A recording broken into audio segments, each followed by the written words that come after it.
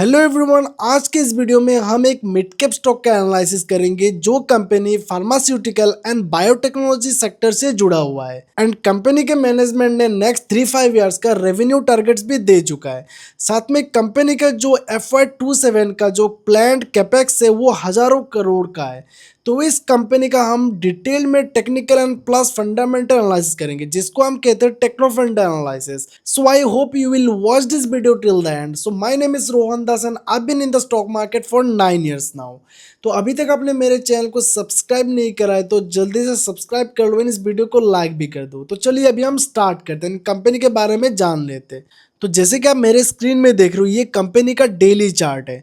तो daily chart में क्या हो रहा था, ये currently in an up trend में, राइट। बिकॉज ये कंपनी क्या कर रहा है, इसका chart higher high higher low बना रहा है। एज पर डाउ थ्योरी अगर कोई भी stock higher high higher low form कर रहा है तो that stock is in up trend, and कोई भी स्टॉक अगर लोअर हाई लोअर लो अगर कर रहा है तो that stock is in down trend.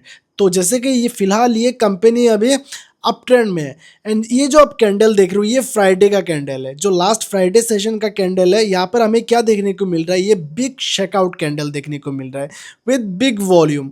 आप यहाँ पर देखो 937 पर एक क्या बना था, यहाँ पर एक डिफेंस लाइन बन गया था, राइट। ये एक डिफेंस जोन बन गया था।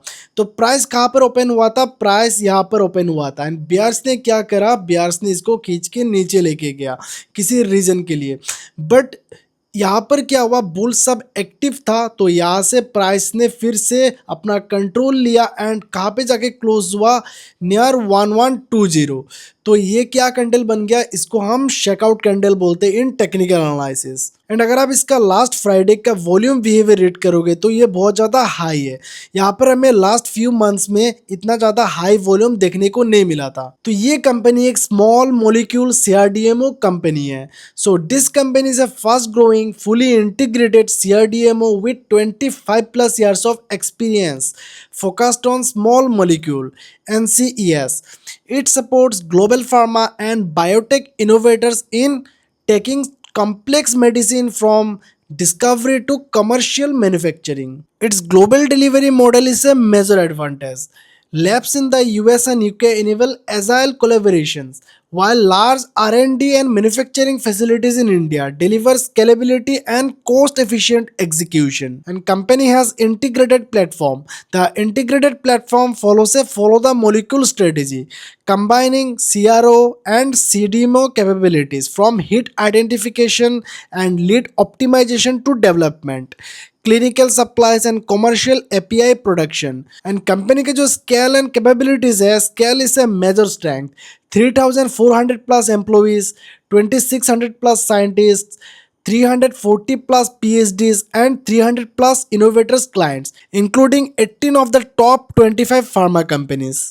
एंड द कंपनी का जो IPO आया था वो लेट 2024 में आया। एंड द कंपनी का अगर आप फ्यूचर फाइनेंशियल आउटलुक देखोगे तो रेवेन्यू CAGR ऑफ 15 से लेकर 20% expected over the next 3-5 years and EBITDA margin guided at 28% से लेकर 30% ओवर द नेक्स्ट 2-3 years despite some near-term inefficiencies from heavy investments। तो जैसे कि मैंने वीडियो के स्टार्टिंग में आपको बताया कंपनी मैसिव कैपेक्स कर रहा है।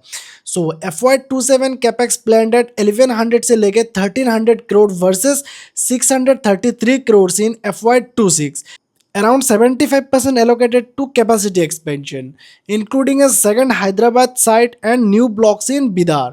टोटल मैन्युफैक्चरिंग कैपेसिटी में नियरली डबल बाय FY27। तो कैपेसिटी अगर डबल होगा तो इससे क्या बेनिफिट होगा, कंपनी का रेवेन्यू भी डबल होने वाला है या ट्रिपल हो सकता है। मैच्योरिंग क्लिनिकल पाइपलाइन, 11 फेज 3 और प्री रजिस्ट्रेशन मॉलिक्यूल्स में convert into commercial CDMO supply.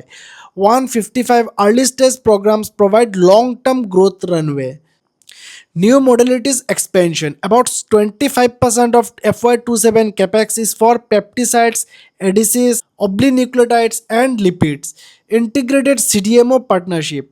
Over 65% of discovery programs are integrated, improving long-term cross-sell opportunities. And the industry tailwind क्या है, position to benefit from China plus one and biotech funding recovery. And अगर आप company का quarterly results को read करोगे तो इसका year on year sales growth percentage देखोगे तो यहाँ पर दिसंबर 2024 में था 15%, मार्च 2025 में हो गया 32%, जून 2025 में हो गया 77%।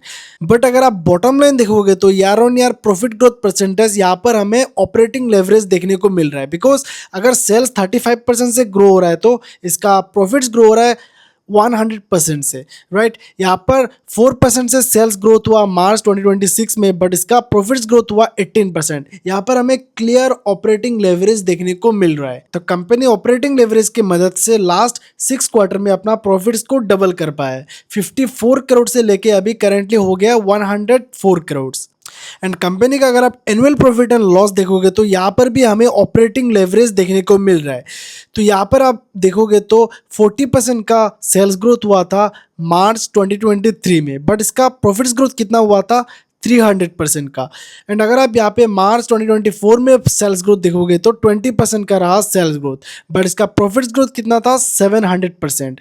मार्च 2025 में हुआ था 16% का सेल्स ग्रोथ, बट नीचे अगर आप देखोगे तो 100% का यहाँ पर प्रॉफिट्स ग्रोथ हमें देखने को मिला। एंड करंटली भी हमें यहाँ पर 100% का प्रॉफिट्स ग्रोथ देखने को मिल रहा है, बट इसका सेल्स ग्रोथ रहा 30% इन मार्च 2026, राइट। यहाँ पर हमें क्वार्टरलीज में भी हमें ऑपरेटिंग लेवरेज देखने को मिल रहा है, साथ में यहाँ पर हमें एनुअल में भी ऑपरेटिंग लेवरेज का प्ले देखने को मिल रहा है। एंड इसका अगर आप compounded sales and profits growth देखोगे तो लास्ट 5 इयर्स का सेल्स ग्रोथ रहा 24%, बट इसका प्रॉफिट्स ग्रोथ है 42%। तो यहाँ पर हमें सीएजर बेसिस पर भी ऑपरेटिंग लेवरेज देखने को मिल रहा है। लास्ट 3 इयर्स का अगर कंपाउंडेड बेसिस पर सेल्स ग्रोथ देखोगे तो 22% रहा, बट इसका प्रॉफिट्स ग्रोथ है 226%। एंड टीटीएम बेसिस पर इसका सेल्स ग्रोथ है 29%, बट इसका प्रॉफिट्स ग्रोथ है 107%। एंड इसका अगर आप रिटर्न ऑन इक्विटी देखोगे तो लास्ट ईयर है 15% एंड 3 इयर्स का रिटर्न ऑन इक्विटी है 13%। एंड कंपनी का अगर आप बैलेंस शीट्स रीड करोगे तो इसका रिजर्व जो है वो ऑल टाइम हाई पर है, जो है 2463 करोड़। एंड इसका अगर आप बोरोइंग्स को रीड करोगे तो इसका बोरोइंग्स ने टॉप बनाया था मार्च 2023 में, इसका हाईएस्ट एवर बोरोइंग था 933 करोड़। तो अभी ये घट के हो गया है, लास्ट 3 इयर्स में बहुत घट चुका है। अभी करेंटली है 288 करोड़ से करंट बोरोइंग्स। एंड कंपनी का अगर आप फिक्स एसेट देखोगे तो मार्च 2019 में था 373 करोड़ एंड अभी करेंटली है 1815 करोड़ इन मार्च 2026। तो इसका हमें ओवरऑल बैलेंस शीट एक्सपेंशन देखने को मिल रहा है। टोटल एसेट्स था 1200 करोड़ इन मार्च 2019 एंड अभी करेंटली हो चुका है 3626 करोड़। तो अभी तक हम जिस कंपनी का टेक्निकल प्लस फंडामेंटल एनालिसिस कर रहे थे, कंपनी का नाम है साई लाइफ साइंसेस लिमिटेड। तो करंट प्राइस है 1091 एंड इसका मार्केट कैप है 23,000 करोड़ एंड इसका जो स्टॉक पी है 65.1 एंड इसका आरओसी है 19.6 एंड आरओई है 15.4 एंड इसका अगर आप फॉरवर्ड पी देखोगे तो 55.4 है। CFO2 पेट है 90% एंड CFO2 एबिट है 49.80%, ऑलमोस्ट 50%। एंड इसका करंट पीजी है 0.29। एज पर पैटर्न लिंच अगर कोई भी कंपनी आपको बिलो 1 पीजी मिल रहा है तो that company should be studied deeply. So let me know in the comment section what is your opinion on this company. तो अगर आपको ये एनालिसिस पसंद आया तो मेरे चैनल को सब्सक्राइब करना बिल्कुल भी ना भूलें और अपने दोस्तों को ये वीडियो जरूर शेयर करें ताकि उनको भी मदद मिले। तो फिर मिलते हैं और एक नई वीडियो के साथ, तब तक के लिए गुड बाय।